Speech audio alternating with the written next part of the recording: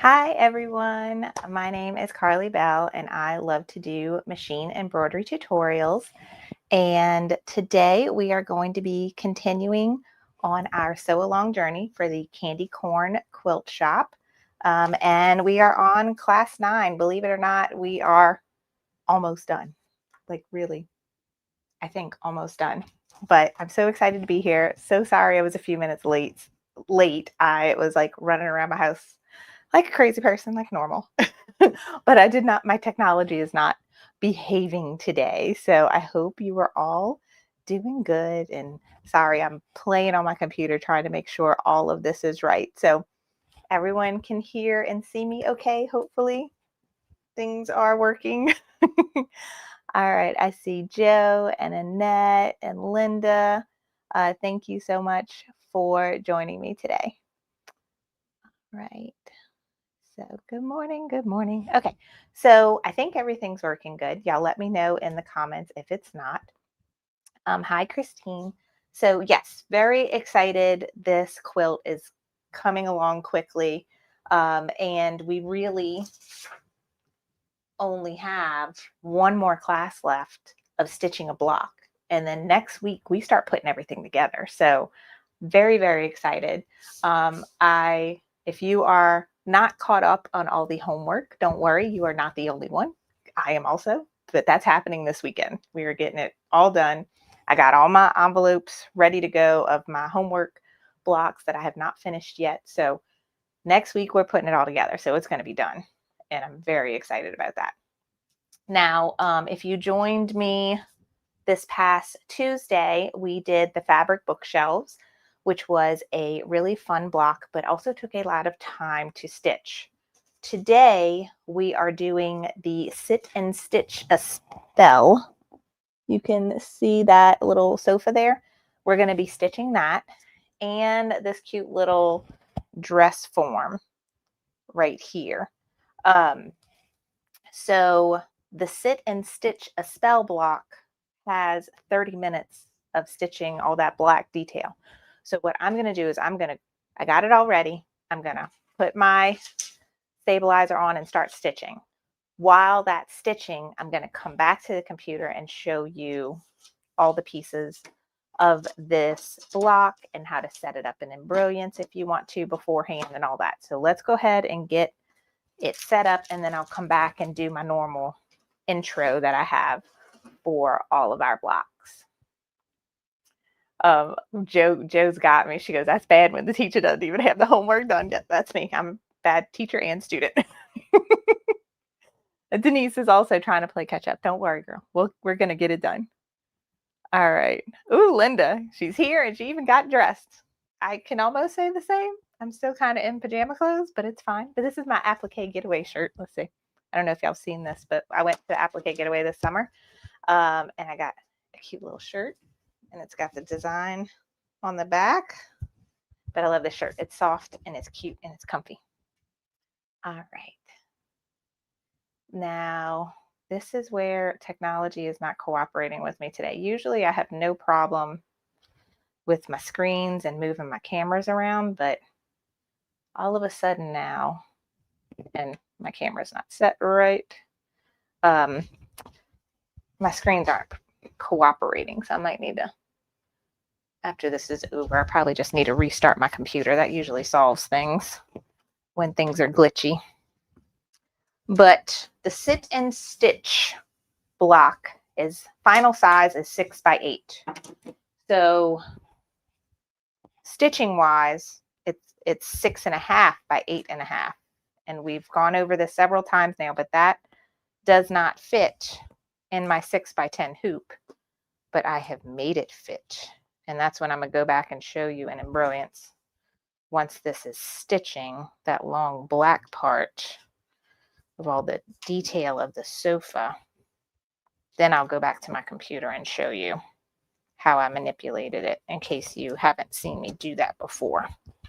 But also, in case this is your first time tuning into this sew along, I'll go back and tell you where you can find all the info on everything that we're doing. But like I said, let me just get this started. 6 by 10 hoop, my envelope for sit and stitch. And let's go to the machine.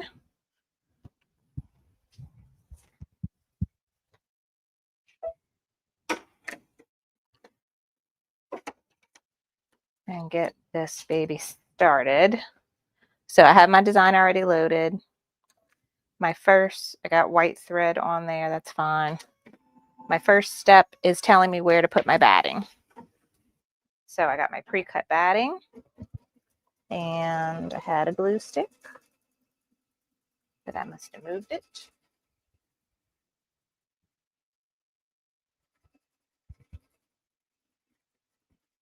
And let me check my cheat sheet. So this is the sit and stitch block. We're using Hobby 2 background quilting in the size of 6x8. It says my background fabric is yellow, but I don't look yellow to me. It's more like tan.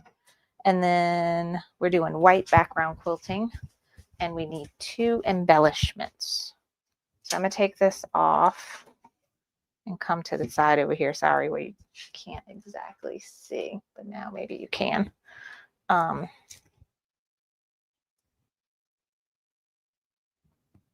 And I'm just adding my glue.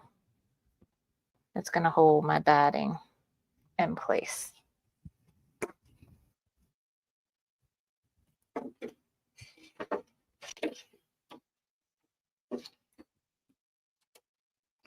Right, and I got my batting. And I have my background fabric already cut and in here. Now, my cheat sheet says yellow, but my fabric is gray. So I'm using this because it's cut and ready to go, but I'm gonna go double check myself. I guess I must have made a typo. Or I cut the wrong piece of fabric, but either way, it's fine. Okay, so that is on there. Now, the next step is, I need to change my thread. The next step is the basting stitch, which this is the one I manipulated in Brilliant so that it fits this hoop. Basically, I just nudged in the 2 sides here, and or you could just skip the basting stitch altogether like we did on Tuesday when we did the fabric bookshelves. We just didn't do the basting stitch. But I like to do it when I can. And because we have to remove the basting stitch, I'm using a water-soluble thread. Makes life a lot easier. Okay, now I am ready to stitch said basting stitch. And as soon as this is done, we're going to go back to white for the background quilting.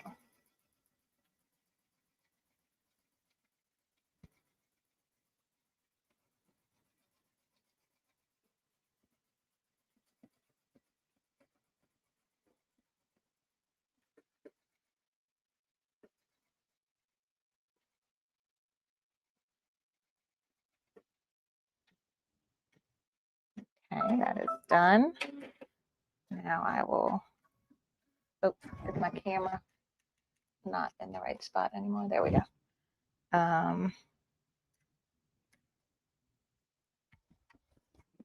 Putting white thread back on, threading the needle. And now we are stitching the background quilting design. And now I can think. Got that kind of started. So let's go backwards now. If you are new here and this is the first time you're tuning in for this sew along, I have all of the information on my website. I have a dedicated page on my website for this sew along. My website is carlybell.com. If you look in the description box below this video, you should see a link taking you directly to the Candy Corn Quilt Shop homepage. And on there is going to have all the information on the supplies that I'm using, where I got these designs from, you know, down even to the fabric, that water soluble thread, everything's going to be on that homepage, including a free download of this cheat sheet I was referring to that tells me everything for the blocks that I'm doing. So like I'm doing sit and stitch, it's telling me which background quilting, what page it is in my book, the batting, the final cut size, the background fabric, which I'm questioning myself on, embellishments, and the quilting thread color. So you can go grab that for free on my website. And the first video in this series goes over everything you need to know to get started and prepared. So if none of this makes sense to you, go watch video number 1. I explain everything in a lot more detail. All right, so I am going to come back to Embrilliance once we get more stitching done, because it's not close to being done yet, but I'm definitely using the right fabric. I think I just made a typo on my cheat sheet, and it might just be on the one that I am looking at, because this one's not the final version. I edited it, the one y'all have, and this says F23. F23 is a purple fabric, so I really didn't write this right. This is really fabric 8, number 8 on my list, and is gray. And it says on here, sit and stitch background. Okay, so that must just be a typo on my cheat sheet. So if yours has that too, disregard it. We're really using fabric 8, and it is gray in color. Let's see. Now let's go and make sure I have all the thread colors I want pulled for this project. So as soon as the background quilting's done, we're going to have an embellishment step where we're going to use 2 pieces of embellishment if you bought the kit. And one is, we're going to use flexi foam actually on both of our blocks today. So the couch is going to have it. It's going to give that puffed look. And the dress form we're going to do after this block is going to have it. So we need this. And then the velveteen fabric that came in this kit as well. If you're using the embellishment kit, those are things I grabbed out of there. All right, let's go back to the machine. And we are done with the background quilting. I'm going to open up my book here. And now the next step is the placement stitch for the flexi foam. So I have white thread. I'm just going to go ahead and stitch that in white instead of changing thread colors. And we're going to treat this just like a piece of fabric, an applique. So we have our placement stitch. I'm going to lay the flexi foam right on top of the placement stitch. It's going to tack it down, and I'm going to trim it just like applique fabric. So it's just a much thicker and spongier applique fabric. Now I know it's probably impossible for y'all to see this placement stitch line that I just made, but I promise you it's there. And I'm covering it. Should I do it this way? This way is like just barely long enough. I just want to make sure I'm getting the most out of it. Yeah, it covers it good. Okay, I don't think, it doesn't matter what side is up or down on the flexi foam. This is not an adhesive one. But now we're going to stitch right on top of it. And it's going to do that same stitch line it did a second ago that y'all really couldn't see. But now maybe you'll see it more clearly.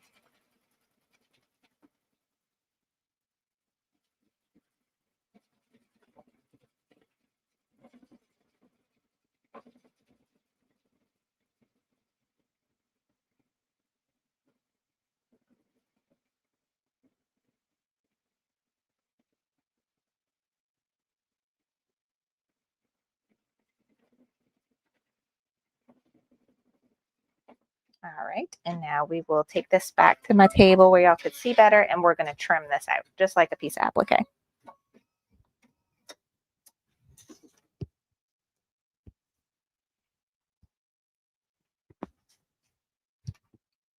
Okay, craft table. Y'all see this? And scissors. So there's our little sofa. And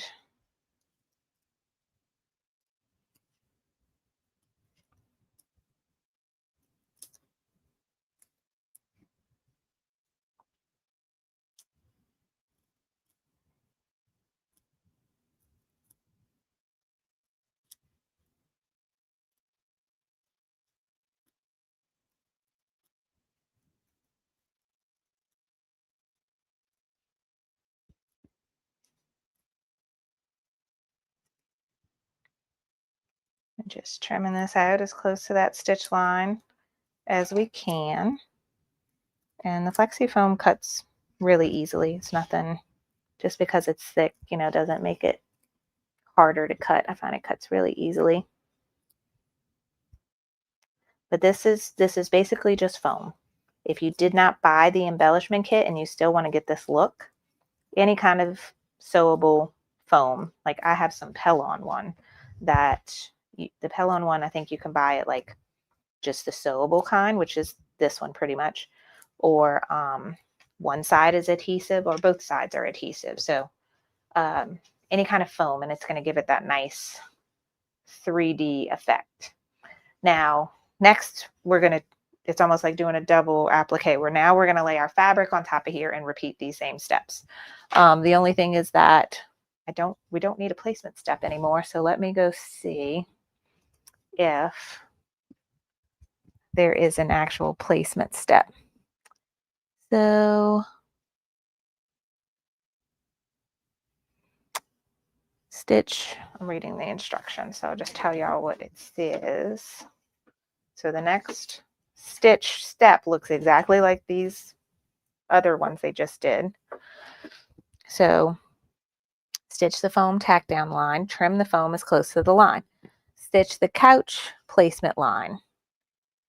Now, to me, that's pointless. So we're going to jump ahead to the next step. Wow, look at that. It's the same exact step. Okay. Now, we're going to place the velveteen right side up. So this is a pretty like mustard color. Okay.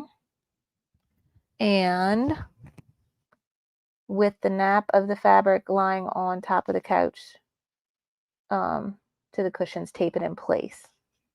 Stitch the tack down line, and then we're going to trim the velveteen. SVG files are not provided for dimensional appliques. Okay, I never realized that before. We had talked about SVGs not being provided for the bean stitch appliques, but it's also not provided for the SVG, for the 3-dimensional ones.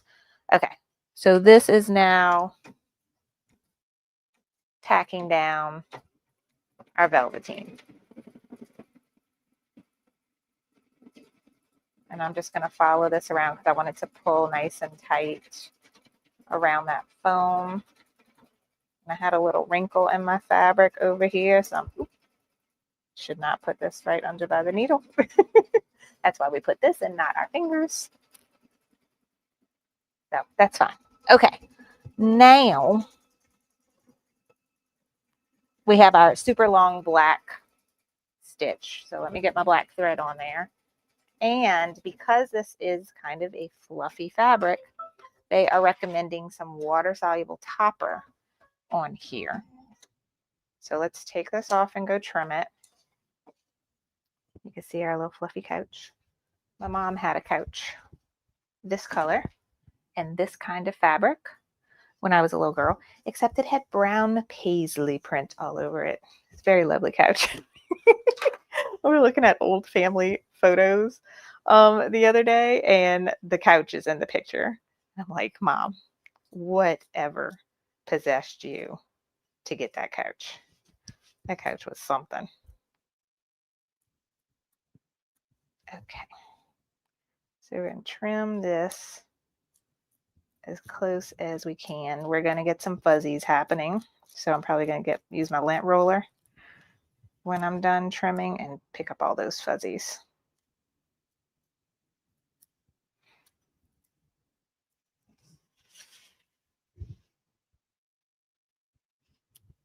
And a lot more orange in the couch too. Orange, brown, and mustard.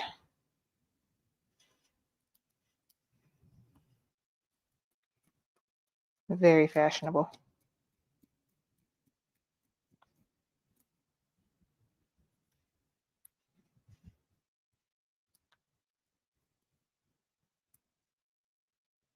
Okay. So I like this because like my usual YouTube show is called Sip and Stitch. But this is Sit and Stitch. Cute, but I actually do very little sitting while I'm sewing. I am always standing.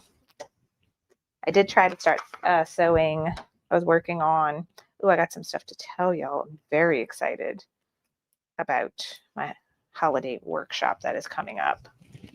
I did some sewing for that yesterday where I actually did sit. And then I didn't like anything I made and I changed my mind about everything. But that's just me. All right.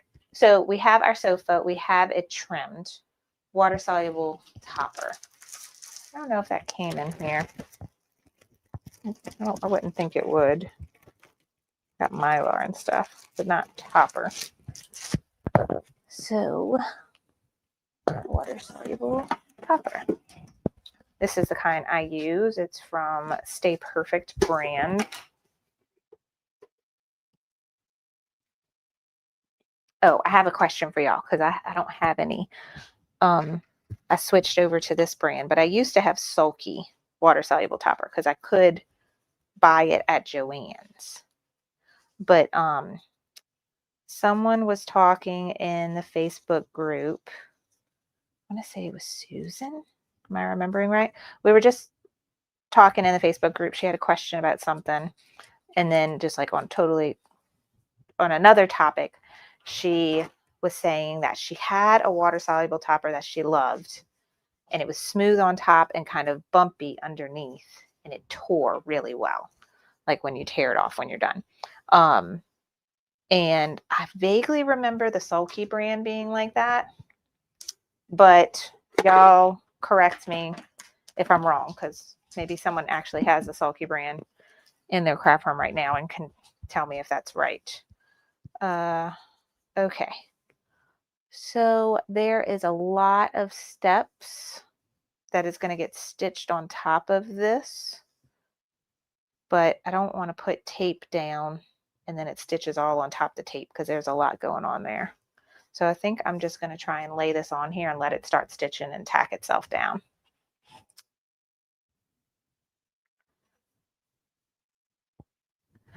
Okay. Oops. All right. Back to the machine.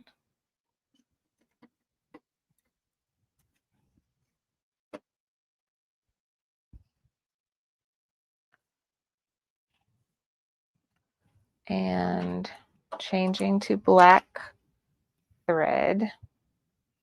This is our actually 28 minutes of stitching black thread.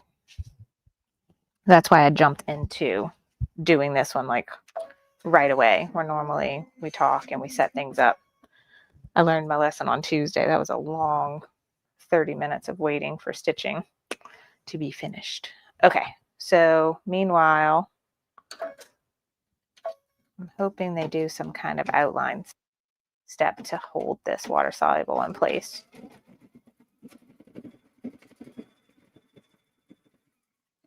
But nope, it doesn't look like they are. So I just have to keep an eye on it.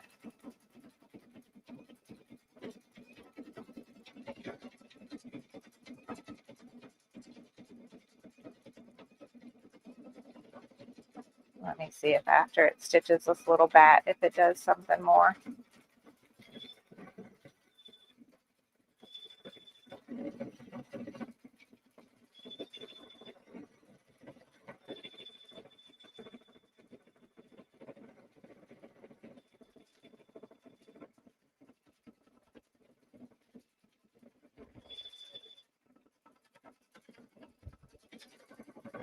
There we go. Okay. Hopefully it won't move too much, but I'll try and keep an eye on it while I'm by my computer and see if my computer is even going to let me show you in Brilliance, because it is acting funny with my screens.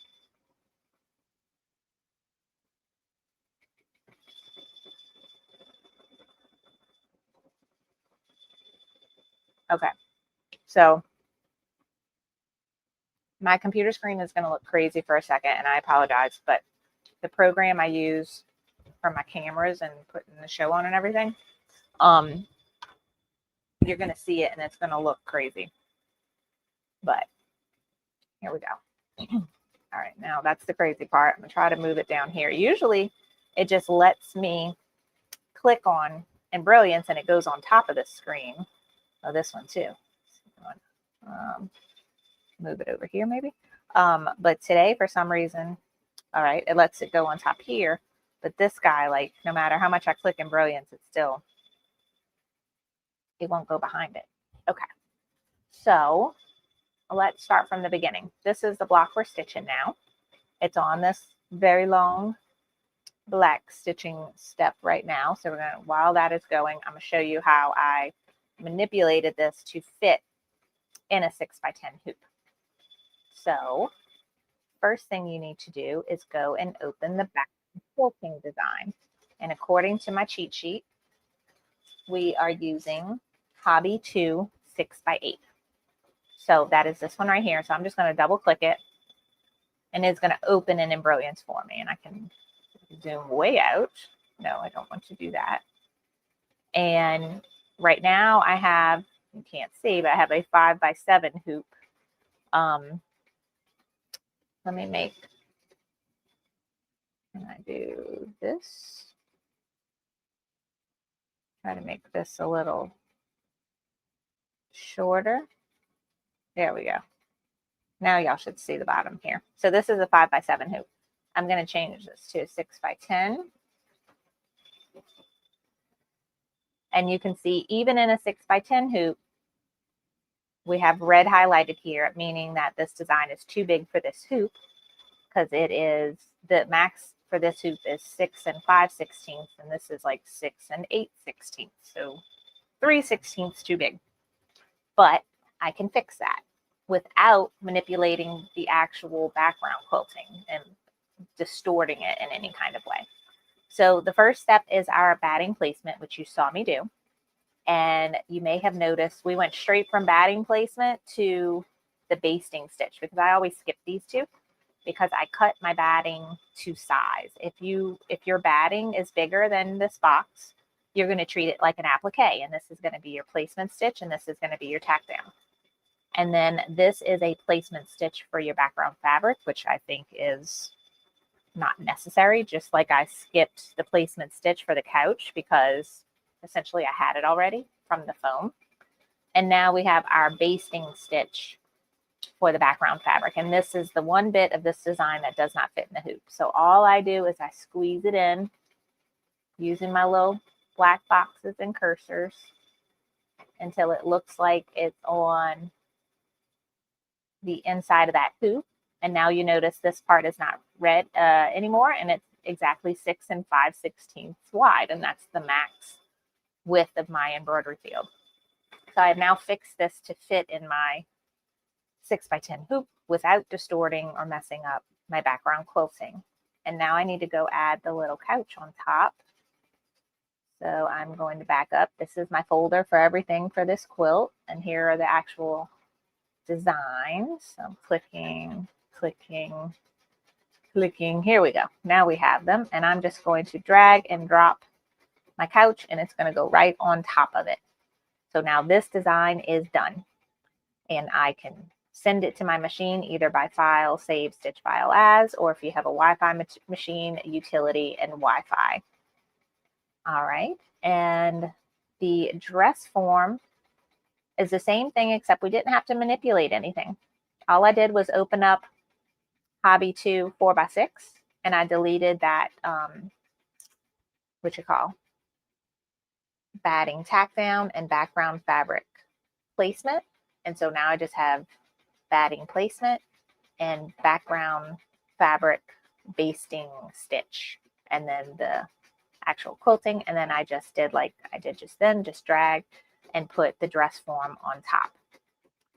All right. Now things are gonna look crazy. Okay, any questions? Let me see if I can get back to the chat now. Any questions on Embrilliance? Y'all feel like y'all got this now? Also, like the dress form one is a prime example of you can not even use Embrilliance and just load one design on your machine. And if you have the ability to merge on your machine, like add another design on top of it, just add the dress form on top of it. If your machine doesn't have the ability to merge, like my really old Brother 770 did not have the ability to merge. That was the whole reason why I got software. One of the major reasons why I got software, because I could not merge two designs together. And even if like I just wanted to put a name on a design or anything, I needed software to do anything. On that machine, you can't merge. So a workaround for this would be, wait, let me go walk over here. A workaround for that would be to load and stitch the background design. All you do is load it and stitch it out. And then when it's done stitching, load and stitch the applique or whatever the design may be.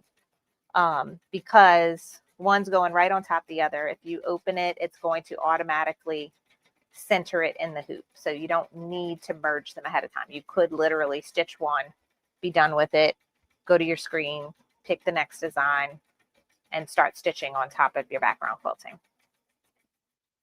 So that's a workaround if your machine doesn't have the add capability and you don't have software. Okay. All right. Anything else that I missed from jumping into this design? Let me know if y'all have any questions. Oh, I had a couple of announcements to tell you. I think I mentioned it on Tuesday, but if you are like, uh-oh, why do I hear things now on my computer? Okay.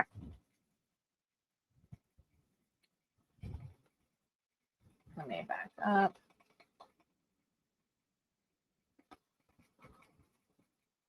Okay.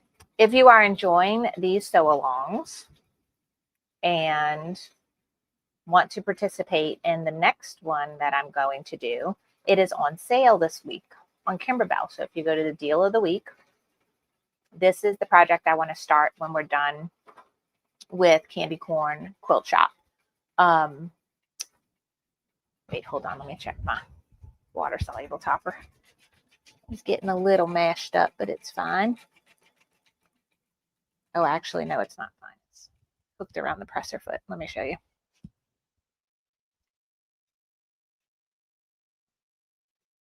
Okay.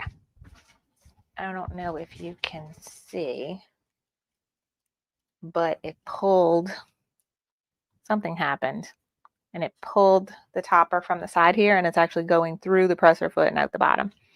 So I'm going to try to raise. I just need to cut it or tear it. There we go. You see, it pulled right out. And I could just hold it like this for a second.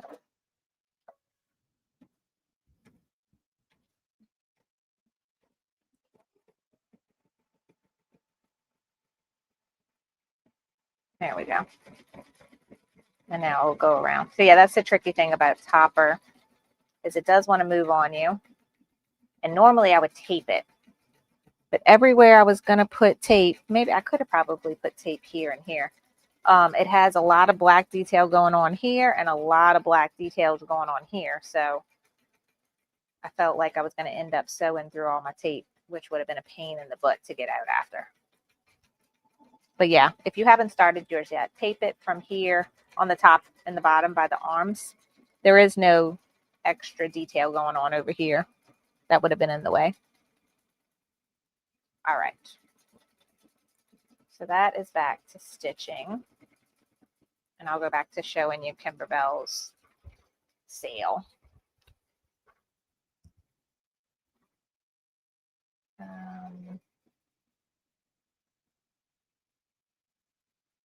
Crazy computer. Okay, so deal of the week. Last week I told you about quilting through the seasons, and I think on Tuesday I got my package in. I showed you all the parts of it.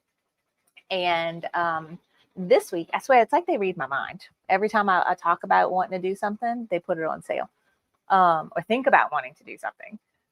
So this is what I want our next sew along to be. This is going, I haven't decided on a schedule for this yet.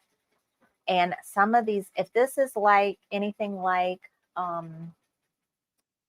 Main Street Celebration, these blocks are super duper detailed, which means lots of stitch time, kind of like what we're doing today. We got a 30 minutes of stitching, just one step.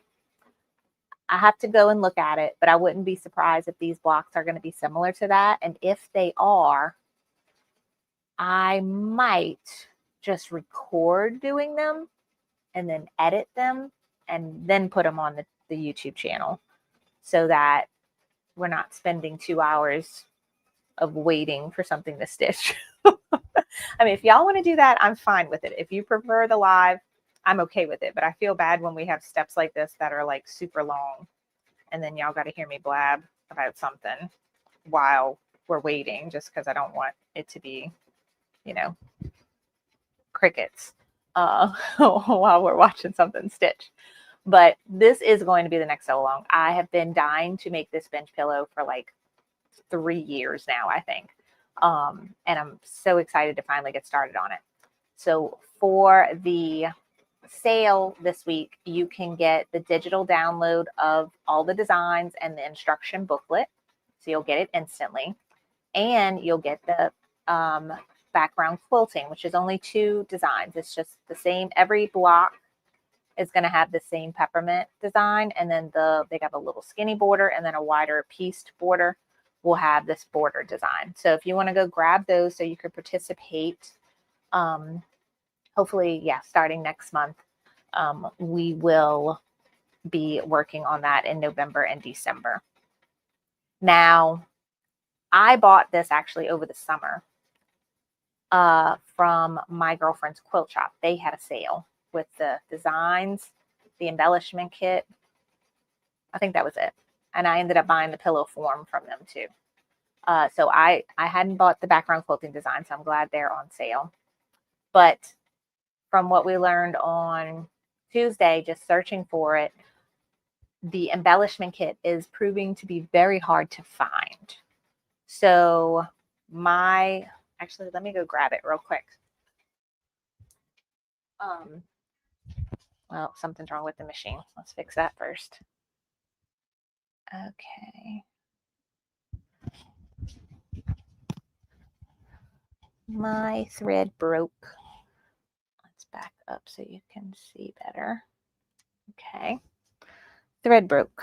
So I don't even see it. So I'm going to kind of pull out my thread from my thread path, but not like yank it backwards, but like pull it out as you go. You see what I'm doing?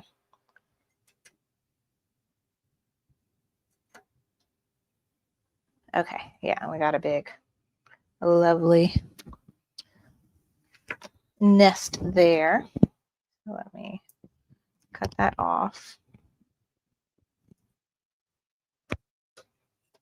Rerun it through the thread path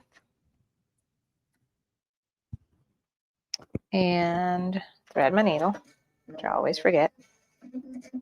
And now I need to back up stitches to where it left off and even back up a few more so that we lock in those stitches and they don't come unraveled. So I'm gonna hit the needle plus minus button on my machine on Brothers and Baby Locks. It's super simple to navigate through the stitches or steps within the design.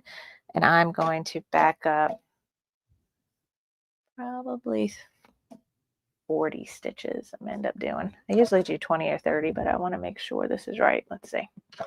And if it starts stitching and I see a gap, I could just cut it and back up a little bit more. Okay, I think that's good.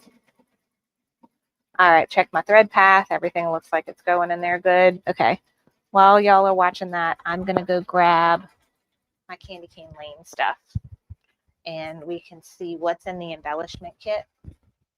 And I'm almost positive we will be able to substitute a lot. So the question is, where did Carly put that box?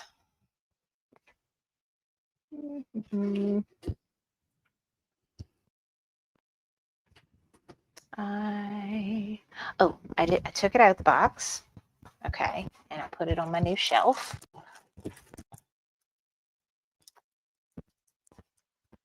And it did not come with a printed, it didn't come with a printed instruction. I still got to look at it on the computer. Okay, I'm gonna switch all over to the craft table now so you can see the embellishment kit. And let me go back to here so I can see comment. Yay. Okay, Linda said that she's doing this one, that she has everything pretty much already. Tracy says she can't wait to do the pillow, and Tracy also voted for live. Thank you, Tracy, for telling me. Oh, Linda brings up a good point.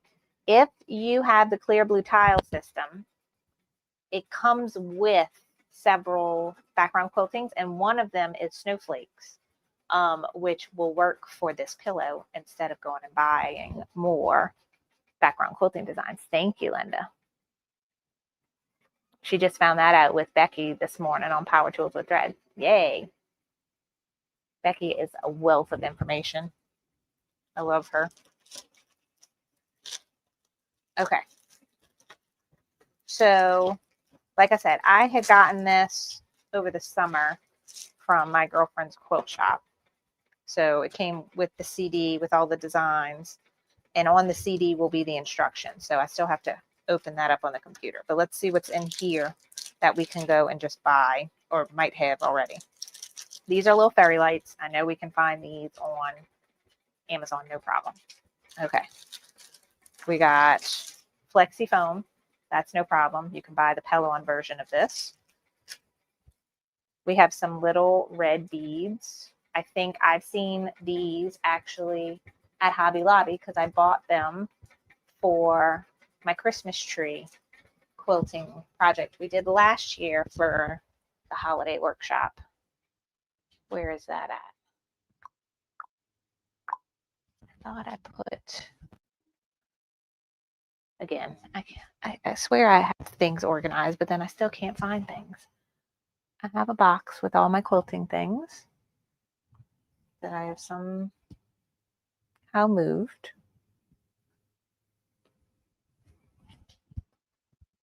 Or maybe I'm just blind. Oh, here it is.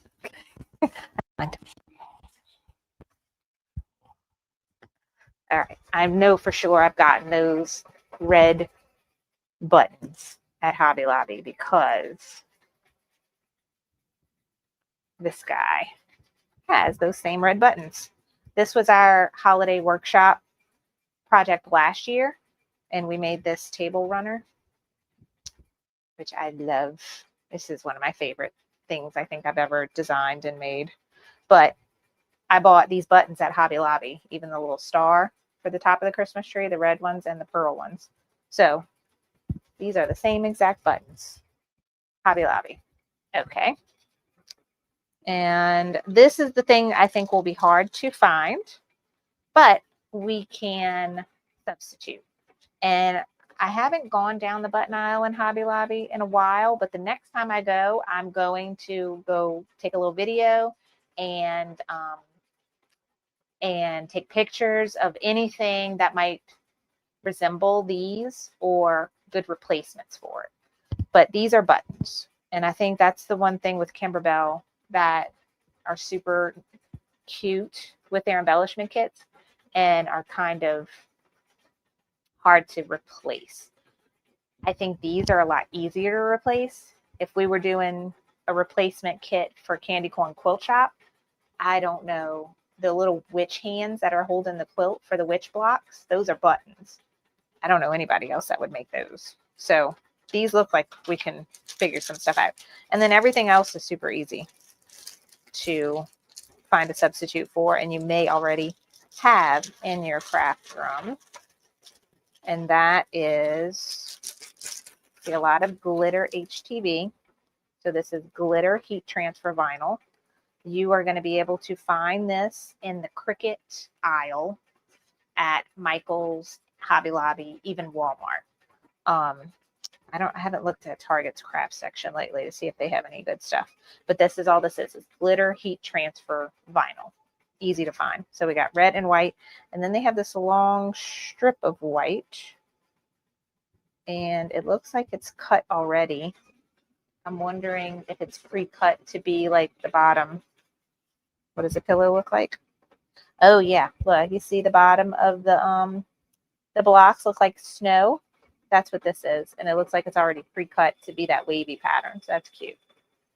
But we can still just cut our own piece of HTV. And I'm sure there's a line, a stitch line where you would stitch it and you just trim it. So you'd still get that shape that you want.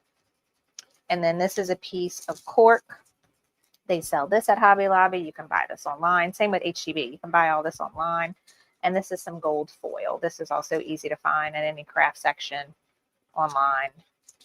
We got a little bit of skinny red ribbon. And this is even a tiny velvet red ribbon. So all of these things I think are going to be very easy to replace. This will find substitutions that are close to.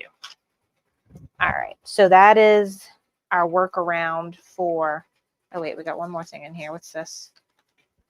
Oh, you know what this, I forget what they call it, but it is white plastic tablecloth. That's what that is. We used this in the Main Street Celebration pillow.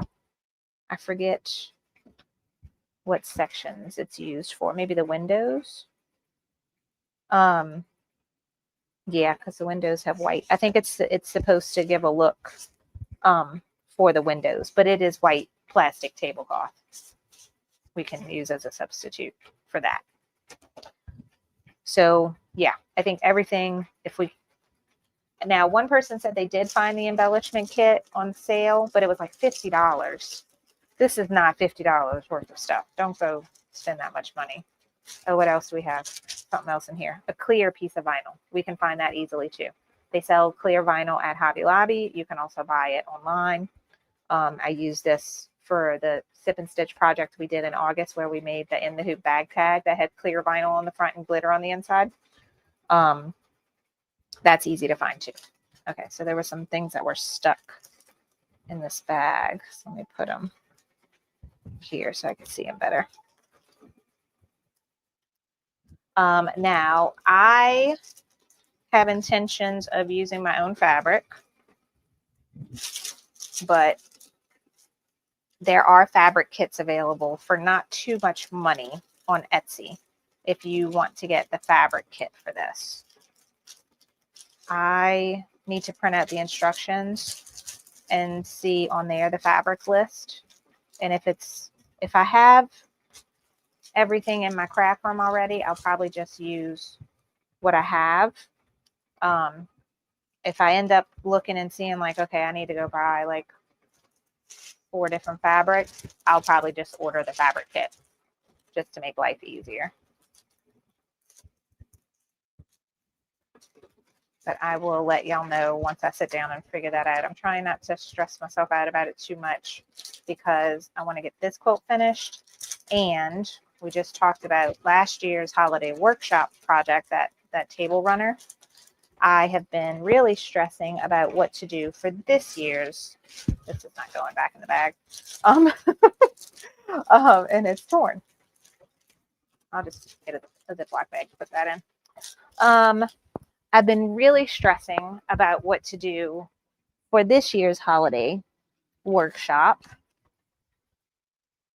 And I loved last year so much. And I'm like, I'm not going to come up with anything that I'm going to love that much again. and I thought I had an idea, and I was working with it, and I was like, okay, this is going to be it. And what is this? I got lots of Ziploc bags collections from items. I'm like, these are good to save in case you need a Ziploc bag. And look at that. See, it's like a ton of them.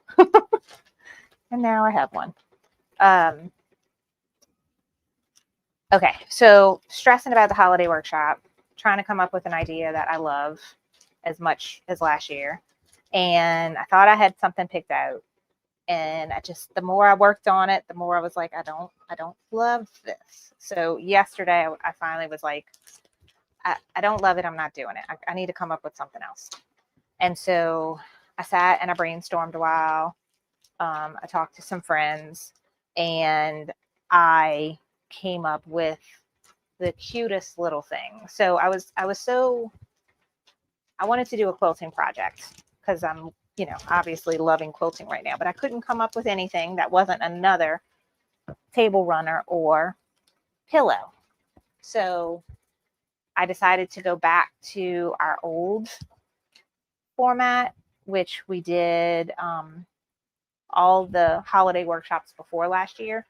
We did like little projects, and all those projects were great that made like little gifts or some kind of home decor or something just fun. So I decided to go back to that, and I made a list of what I think is going to be super duper cute. So I have to actually start making it now. But if it comes out as cute as it is in my head, I hope y'all are going to love it, because now I feel like really good about it. But I could tell you my ideas and y'all tell me if y'all are liking it. So it's going to be 5 projects, and each project can be done in one class. And some are in the hoop, and some are going to be quilted. So I'm kind of getting the feel of both of them. So the first one is I want to do it in the hoop zippered bag, but I want the zippered bag to look like a gingerbread house. So that is, I think, and we're going to play with it and bedazzle it after with things that are going to look like gumdrops and candy and stuff like that. So a gingerbread house zippered bag. Then what was the next thing? A banner, kind of like the Create banner up here, but it's going to be a Christmas one. And the letters are going to look like candy canes. So that one's going to be cute. And what was next? A in the hoop coaster that has hot cocoa and marshmallows on it. In the hoop candy cane ornament. And the last one, that what I envision is beautiful, I have to just make sure I can actually make it, is an in the hoop oven hot pad that is a quilt block. But I'm going to try to see if I can make the quilt block on the embroidery machine, or we may make the quilt block the traditional way, and then make the hot pad and use that quilt block that we make and use it in the hoop to make our hot pad. So those are my ideas. I just have to make them come to life now. Wish me luck with that. But if you are interested, if you've done the holiday workshop before, it's a lot of fun. If you haven't done it before, it's kind of like this, but a lot more interactive because we do it on Zoom. And so that way we can all hear and talk to one another. You could ask questions. We talk about all kinds of fun stuff besides the project that we're working on. And you get the recordings of all the classes, you get all the designs, and we have a Facebook group just for workshop attendees.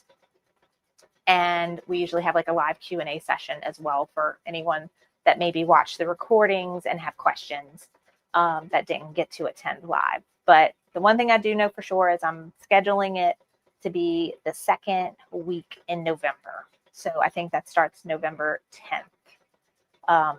So that way we can get it done a good bit before Christmas. And if you want to make multiples of these things to give as gifts, you'll have time. Also, Elise, unfortunately, having surgery the next week. So I want to make sure we got everything done before Elise has surgery. And then once I have all this schedule figured out, then I'll start putting in when we will do the candy cane lane sew along. So stay tuned for more info on that. All right, let's see.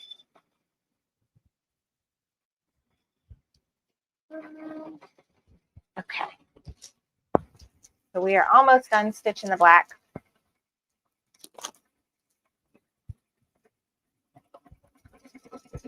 After this, we need our yellowy color to stitch a little detail in the cushions.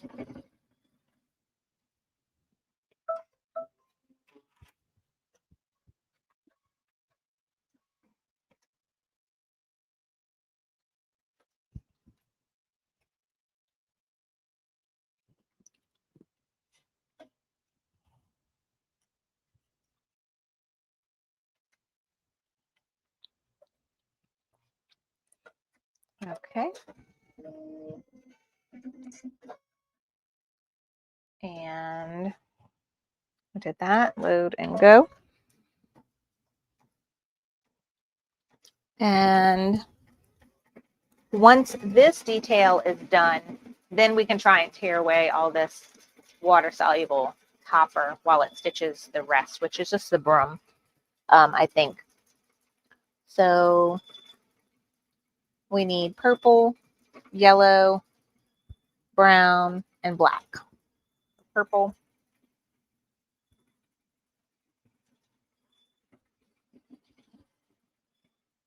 Back to yellow. And then here's my brown.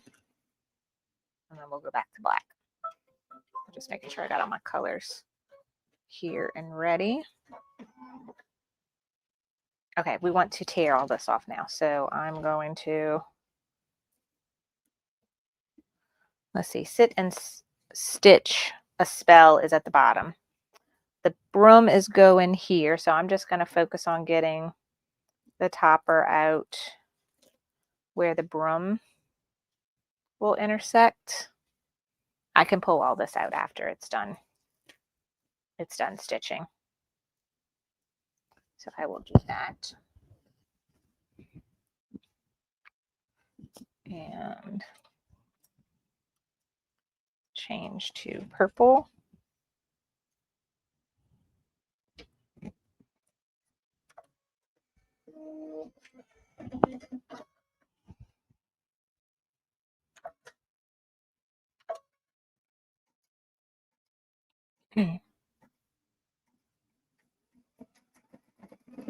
And that's going to stitch, and then we'll just be changing color. So while that is stitching, I am going to get my 5x7 hoop ready with stabilizer so that we can start stitching the next dress form design as soon as this one comes off.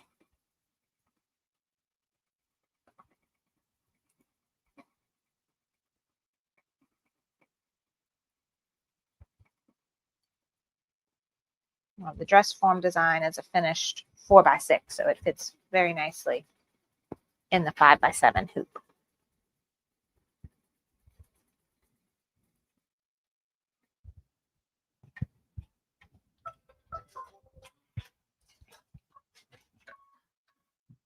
All right. Now we'll go back to yellow.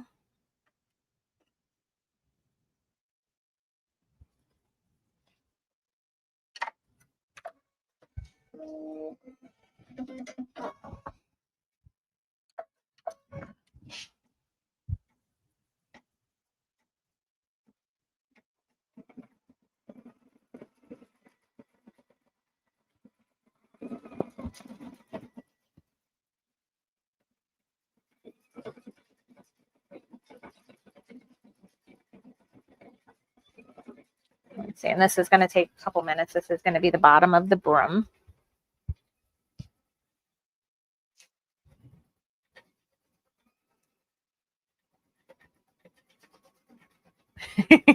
Linda, you're going to get in trouble watching this, girl.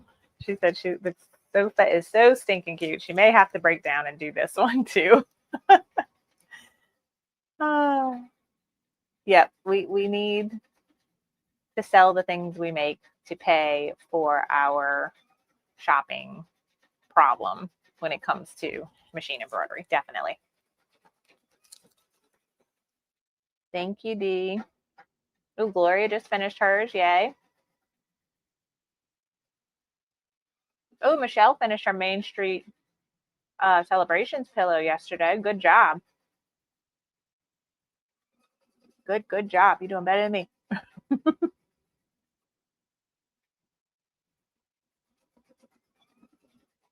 Ooh, Linda has a good tip for us when we start working on Candy Cane Lane. She raised the building so that they won't disappear into the snow at the bottom. Okay. I will look into that. Thank you for sharing.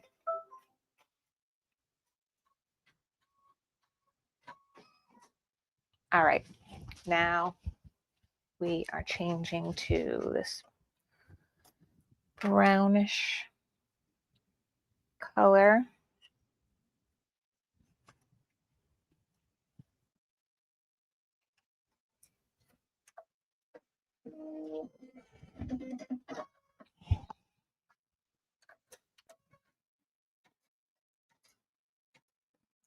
And then after this is black again,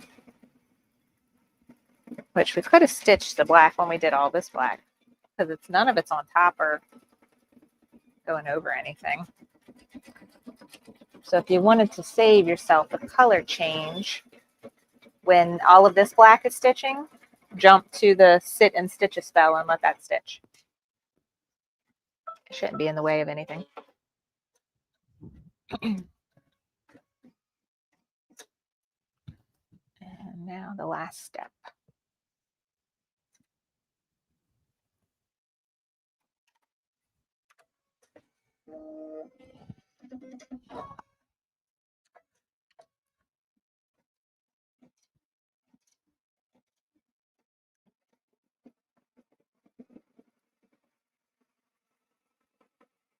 Actually, no, this isn't the last step. This is something on oh, they did a little black detail on the broom. That's why they just waited and did this after. Okay.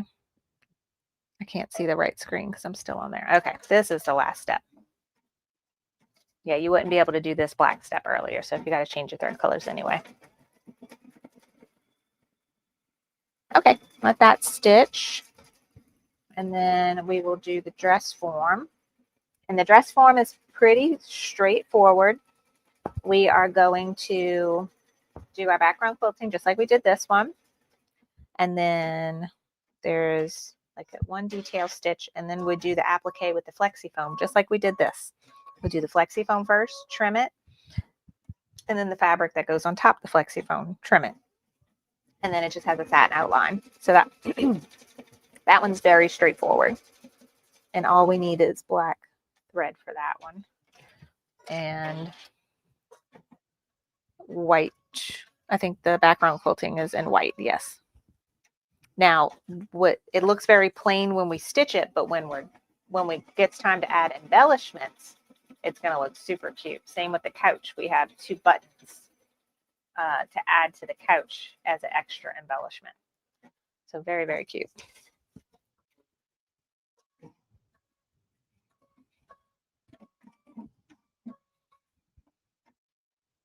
Love it.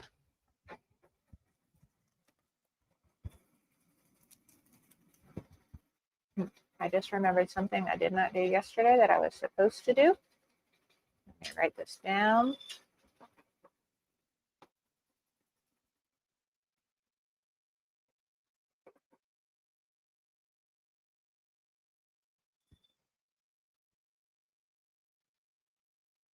All right. Oh yeah, Joe has a very good point. Good luck selling them for what they'd be worth. Yes, no, definitely ain't selling these Kimberbell quilts. Nobody's going to pay the amount of money that we pay to buy the stuff to make them, much less the hours and hours and hours we spend making them. No, sell small little things. Joe, you know what sells. You sell things.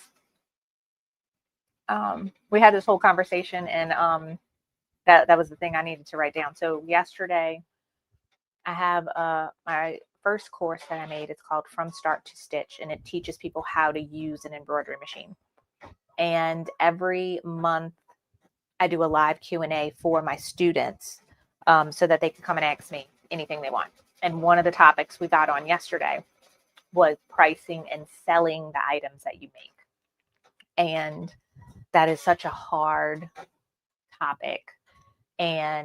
But my thought process behind it is there are always going to be people selling things either locally around you or on Etsy that totally underprice themselves and makes you look like you're overcharging. That is going to happen no matter where you go and what you do. So make your prices, make your items stand out. And I personally love the concept of a boutique like look and shop and those boutique prices that go with it. And I recommended that look into items that are beautiful, however, take very short amount of time to stitch. And look at everything. Look at the supplies, the blanks for them, and how quickly they stitch out. And do research on look for other people that are selling similar things and what their price range are. That's what you're looking for, like where you'll get the most bang for your buck. So if you are wanting to sell things that you make, the first thing I would look at is the time it takes to make them. And look for those items that don't take a lot of time, but have a higher value. And if you have a bigger machine, like a free arm machine, hats are a really great way to make that. You normally, hats don't have applique on them. If they do, it just might be one little piece, like a patch on top, and then stitching on top of that. But you can buy hats at wholesale pricing for very little amount of money, and then sell custom hats for $30. Much more of a profit than you would on shirts. Now, if you don't have a big free arm machine and you have a small flatbed machine, like much smaller than this one, then I would look at those more quick stitch, even in the hoop projects, that can go for a decent amount of money. But yeah, we had that whole topic yesterday in our From Start to Stitch group. Ooh, Gloria, I love it. I may have to make another sofa in purple velvet. Yes, love that.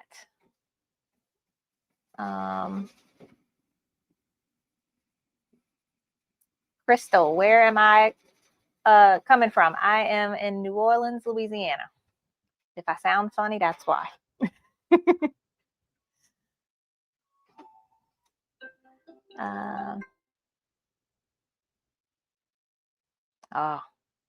So Joe has a shop where she sells her stuff in. She says lots of people are looking, but nobody's biting yet. They're going to. All right. So we are all done stitching. Let's take this off. And while our next one is stitching, we will clean this guy up and trim and everything. So I'm just going to leave you here. And I'm going to bring this guy over. So now this is my 5x7 hoop. I probably didn't mention earlier because I was rushing. This project calls for polymesh no-show stabilizer. I am using lightweight muslin cotton as a substitute. It is much more cost effective. Works great for all these quilting types of projects. Okay, got my dress form design already on my machine, so I'm just loading it. Okay, the first step is the placement step, showing me where to put my batting. So I'm going to stitch that.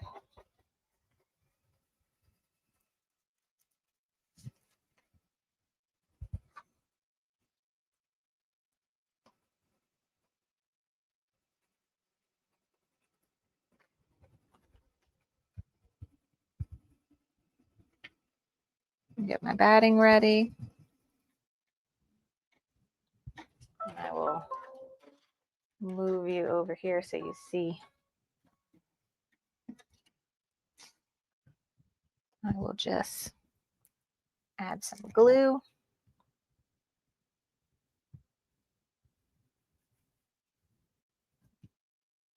And this is just to keep my batting in place.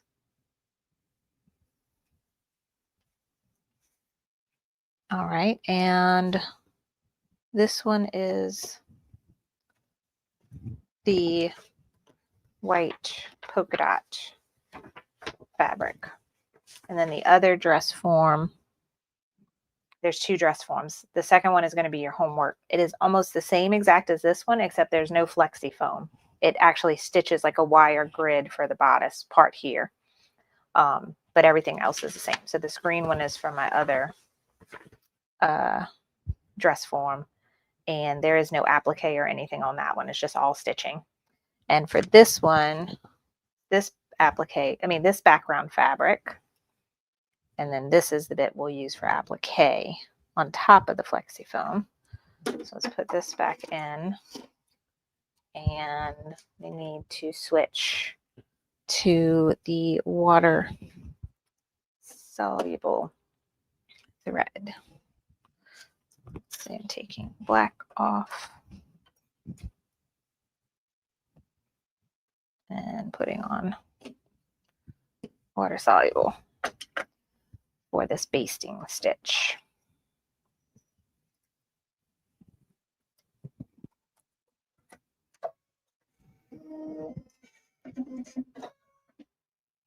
Okay. Stitching that. And when this is done, we'll go back to white.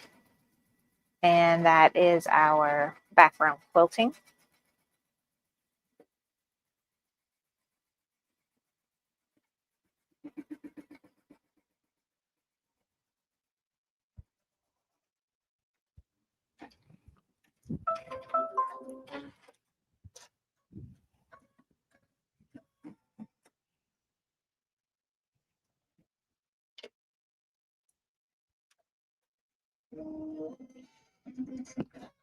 Okay, do the background quilting.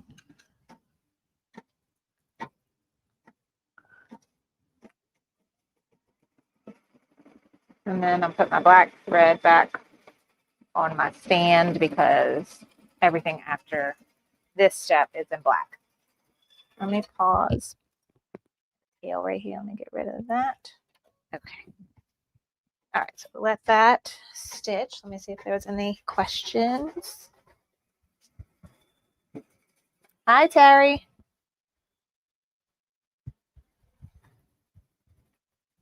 Terry, you'll be proud of me. Look what I made yesterday. I'm just playing around with stuff, not really having a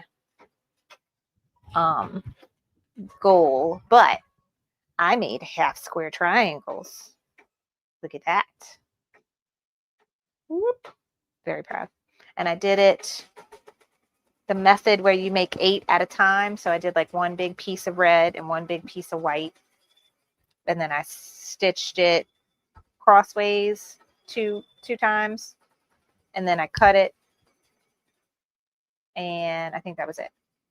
I maybe had to stitch something else after that. I don't remember. But I made eight at a time. And I was playing with different ways that I could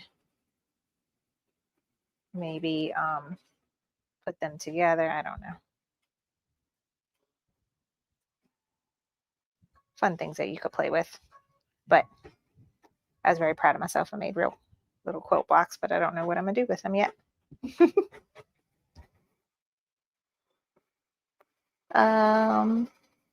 Where did I get the muslin replacement? Walmart, actually. That Valerie, am I saying that right? We found, let me show you what I got, because we just had a recommendation for it, and it's much cheaper than what I was buying on Amazon. So at Walmart, you can buy this Waverly muslin in 2 yards, and it's like, what was it, $5 for 2 yards? And I was paying like $5 a yard on Amazon. So much better price. All right, so the background quilting is done. And now I'm gonna go back to black so we can see everything good. Okay, so this, well, no, we needed black anyway. So now this is going to be a stitch detail step of like the stand. So that's going to take a couple minutes to stitch out. And I hate when they have, oops, dropped my scissors. I hate when they have these little tails poke out when it starts stitching. Okay. So it's going to stitch the stand, and then it will do the placement stitch for the dress foam 3D bit. Let's see. Ooh, Terry got a new machine, a Janome HD9, and she is a beast. I am not familiar with that. Now I got to go look it up. And thank you. You're proud of me. I'm trying. Hi, Brenda. Okay, now I have to go look up and see what a Janome HD9 looks like. Let's see. Janome HD9. Because I remember you got a baby lock. Was it Jazz? And it wasn't your favorite, huh? So now this is replacing your Jazz. Let's see. Ooh, did you get the limited edition black one? That one's pretty. Very nice. So is this like a straight stitch machine? This is probably somewhat comparable to my Juki. It's a heavy duty machine. Nice. I'm looking at pictures of it on Sewing Machines Plus's website. Let's see. I can show y'all if y'all want to look too. My screen's gonna look crazy though. Let's this. No, I don't want to talk to you, Max. Go down. But yeah, this looks super nice. It comes in white as well. Very nice. This has BE at the end though. I don't know if that's the same what you got. Was it all metal construction? Very nice. I like it.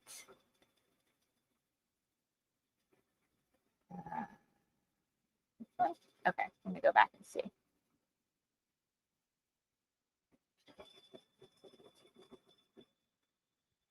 Yeah, looks like a very nice machine, Terry.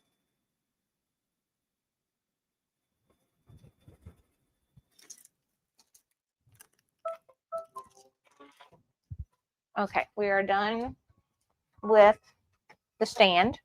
Next is the placement stitch for our foam and essentially our applique too.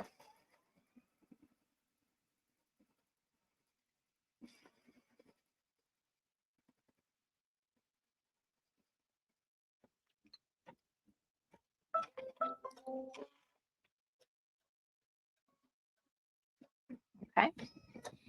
Now I'm just gonna go put my foam on top of there, make sure it's covering all the placement stitch good. And now it will tack it down, and then I'll trim it.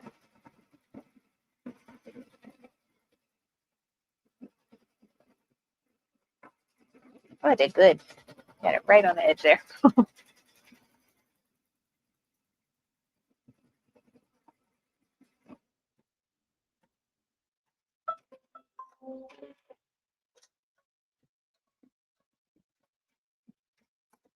Okay, now let's go and trim this piece.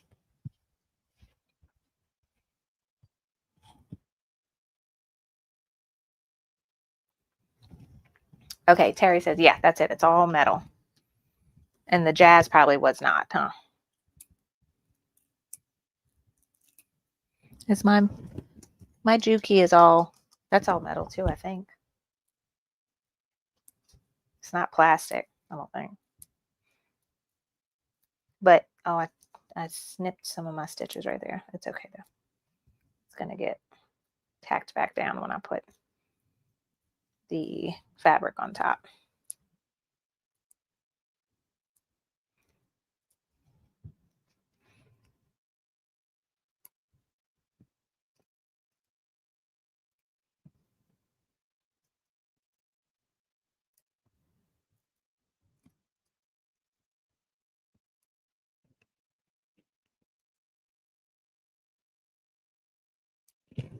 Okay, so there is our dress form 3D, and we will add the fabric on top now.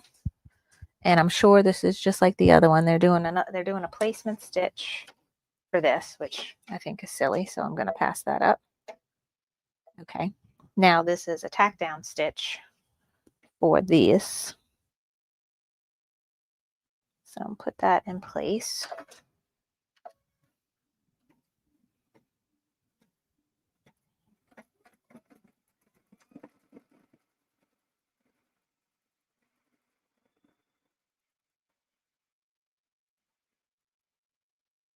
Okay. I'm just going to go around one more time and then we'll trim it. And then I'll do the final satin stitch on there. And while that satin stitch is going, we can go clean up the couch sit-in stitch block. But yeah, this block is going a lot quicker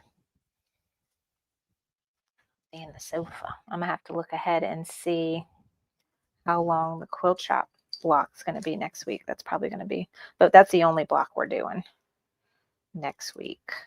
But I'm going to look and see how much stitch time it's going to take. Maybe while it's stitching, we could start piecing together other sections that, you know, not that section, like the other sections, to have something to do with the time.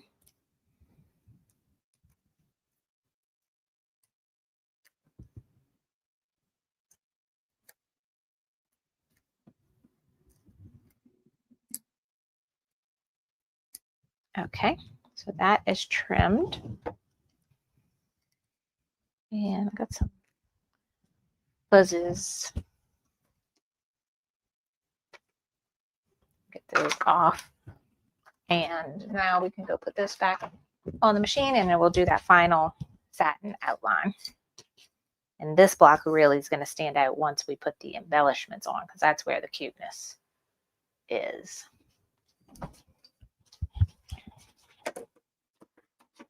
Okay, still have black thread on. And let that finish up. That takes 4 minutes of stitching. Oh, excuse me. All right. Now we need to clean up this guy.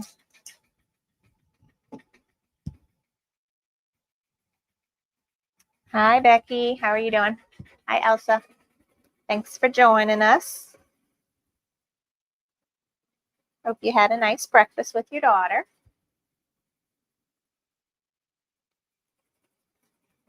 All right, so I am just pulling off the water-soluble topper. I think in the instructions it actually said to use heat removable topper, but I don't have any of that.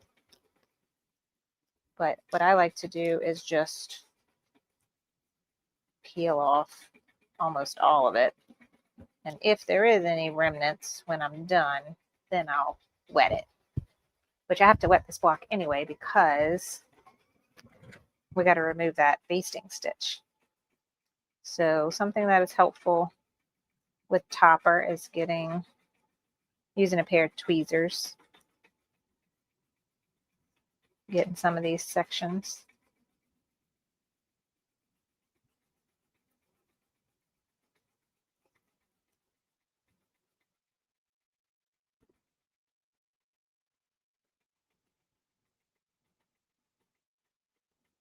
I don't think this lone black stitch is supposed to be here. I don't know what happened.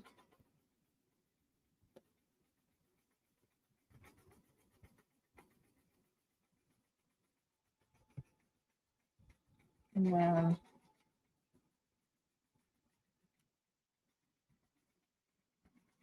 just get out as much of it in the scroll work here as I can, but I'm not trying to be perfect. Like I said, I'll just wet it. Okay. Take it out the hoop.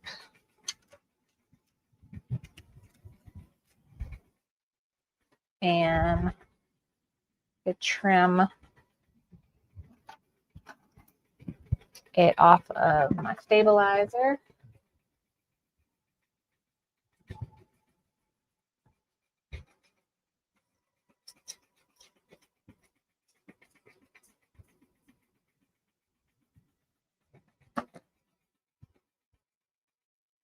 Go ahead and get this off too.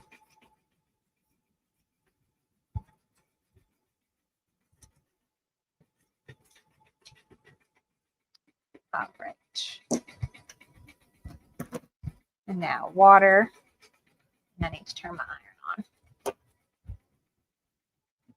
Hi, Vicki. How are you doing? Thanks for joining us. So we are just finishing up a couple blocks that we made today on the Kimberbell Candy Corn Quilt Shoppe. I like this bottle, but then like it keeps spraying after I stop pressing the button. It's one of those misting water bottles. But I'm just wetting. Let me turn my iron on first. I'm just wetting where I used water-soluble thread for the basting stitch. Makes it a lot easier to remove the basting stitch. And then I still had some topper hiding in here that I wanted to get out. I think there's still some right here.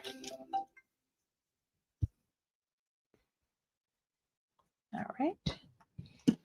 And then on the back, because we had that water-soluble thread, the bobbin for that basting stitch comes out so easily. Just pull that out. And let that sit while we take off the dress forms done on the machine. And we will essentially do the same thing here. We're going to pop it out the hoop. And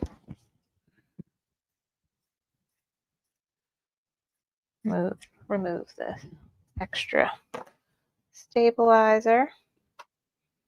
And I'm going to wet where that basting stitch is.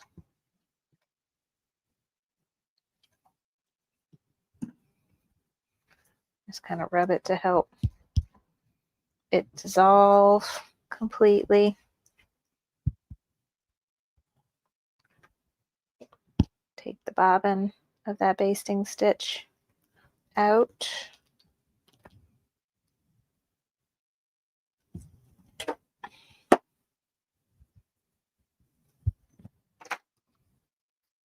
And I am going to be mindful of my foam and my velvet with my iron. But I'm going to iron these two blocks to help smooth out the edges before I trim.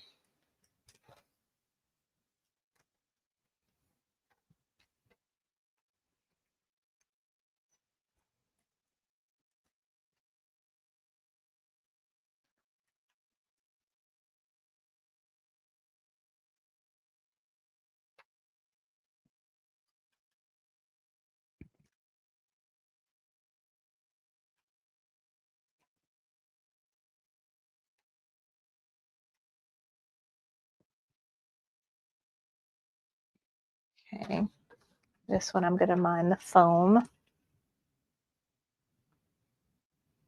as well.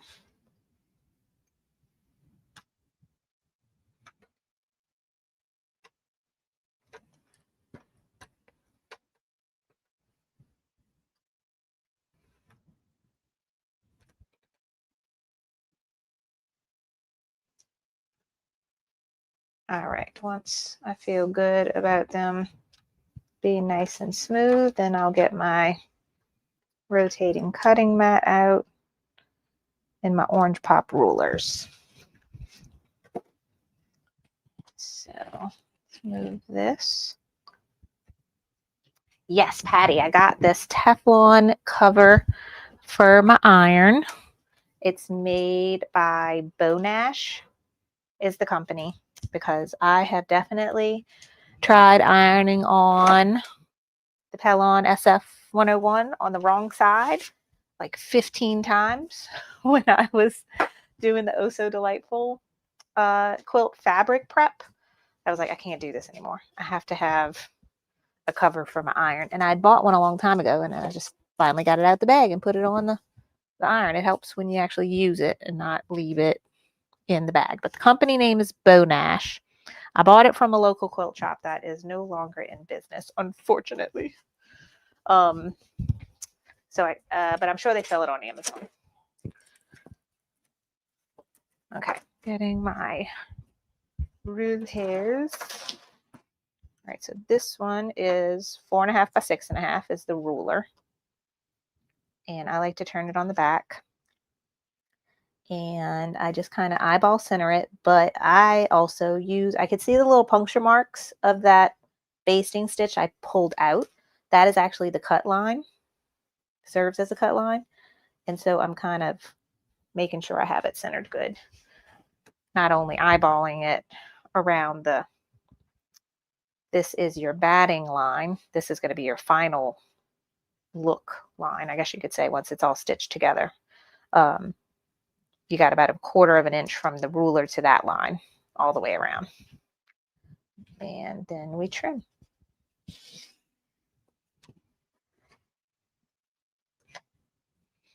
And if you're tuning in late or it's your first time tuning in, all of these little tools that I'm using, these fancy orange rulers, all of the scissors and threads and all that kinds of stuff, are all on the home page for Candy Corn Quilt Shop. Did I cut all of them?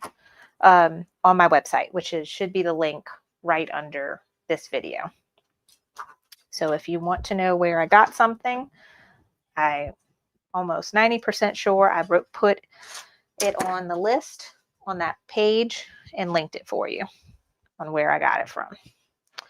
But I don't have the iron cover. I have to go find a replacement for that, because I can't send you to where I bought it from because it's not there anymore. All right, so for this one, I'm using a bigger ruler. This is 6.5 by 8.5, and I'm eyeballing it. I can see my puncture marks here and here of where my basting stitch was, but remember where my basting stitch was on the long sides here?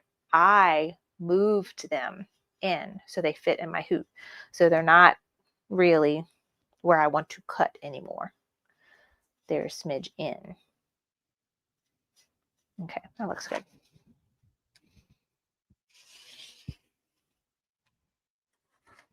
Now, if you don't have these rulers, that is no problem. You can use your regular quilting ruler and just cut 1/4 inch past. Use your ruler to line up on the batting stitch line where your batting is. Use that line as a guide and go 1/4 inch off of that, and that's where you should cut.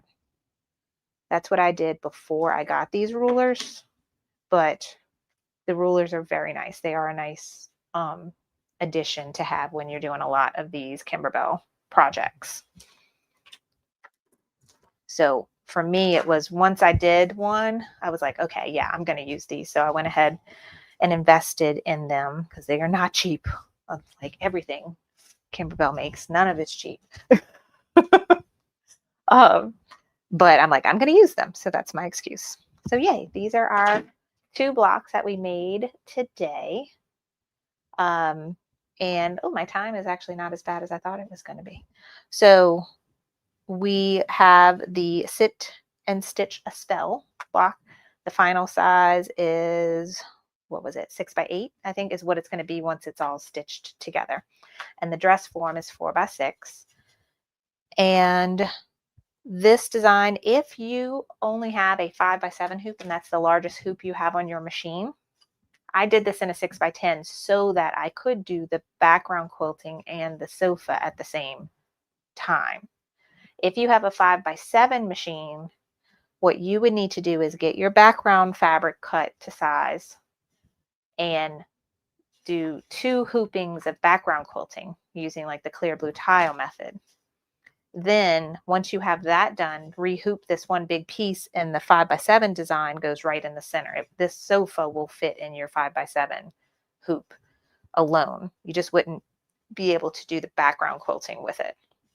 And this block, the whole thing, everything fits in one 5 by 7 hooping. So this one's easier to do. But with anything that's bigger than 4 by 6, you're going to need to pre-quilt your fabric, then stitch the applique or whatever design on top. And next week, we're going to be doing the largest block in the whole quilt. The final block size is 8 by 10. We are going to do it in 2 5 by 7 hoopings. So you'll get to see that whole split design process. And I'm going to show you how to pre-quilt your fabric in multiple hoopings before we even get to the applique design bit of that block. So I think that's it for today. Thank y'all so much for joining me. I appreciate it. I'm going to go work on doing my homework. I hope you can do the same thing so that when we get together next week, I'm going to go look ahead at the stitch time it's going to take for all of the detail in the Quilt Shoppe block. And if time allows, we may go ahead and start piecing together some of our blocks that we have that are ready, like for section 1. Anything that's not associated with the section of the quilt that the Quilt Shoppe is in, we can start piecing together.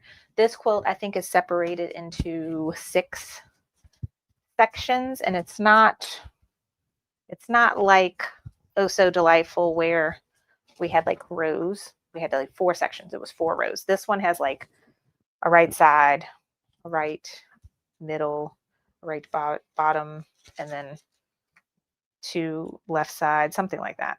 Let me look at they have like a map on here. Yeah, let me show you. So section 1, I have all those blocks. No, I still got to make witches. I have almost all these blocks made. And so it shows you how it all gets pieced together. Section 2 has the sewing machine. I have all of these blocks made. We could piece these together. Then we have the fabric bookshelf, the sit and stitch couch that we did, the hoops, the dress form, pumpkin. Then see, the Quilt Shoppe is actually part of section 5, and it has thimbles and pinwheels and pumpkins to go with it. And then section 6, the dress form we did today, tombstone, flying geese, and border blocks. So maybe we can get some of this done while all of this detail is stitching. I have to go and look. It doesn't look too crazy. It just has some satin borders. We might not have to fill in any space with that. And then we'll just have a whole class dedicated the following week to piecing all these together. And we still have a class too where we have to go and make all of the embellishments. Because look, like we have some embellishments that actually even have to be stitched out in separate hoopings. The mini quilts have to be made. The tool with the ribbon, the little fabric bolts. So we still have some work to do where we got to make some embellishments, and then we actually sew them on kind of like hand stitch them onto the quilt. I think that's going to be the last class. I learned my lesson, right? The embellishments always come last. Yes. So next Tuesday, October 7th, 10:30 a.m., we'll stitch the quilt shop. Next Thursday, we'll piece together. Then the following Tuesday, we'll make the inner and outer borders.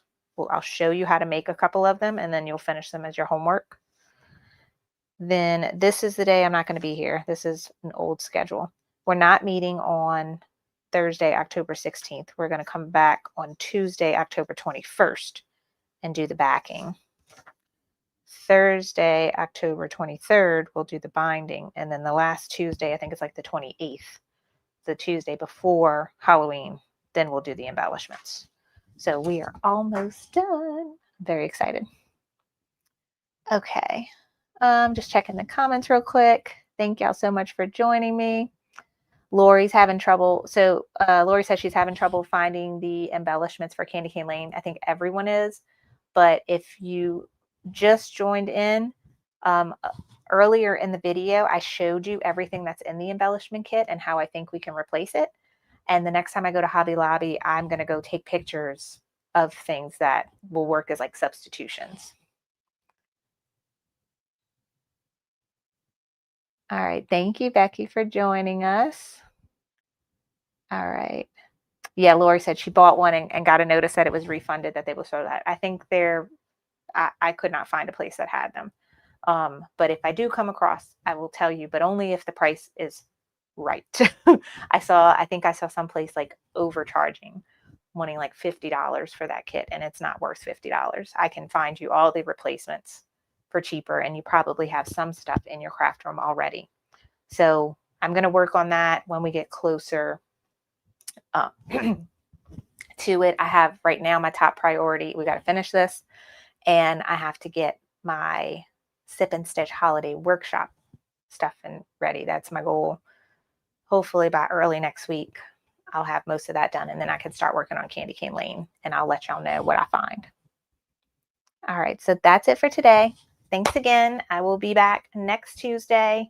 It's going to probably be a longer class because we're going to do that double hooping, and I want to show you all the steps and tips in between of trying to pre-quilt your fabric and everything.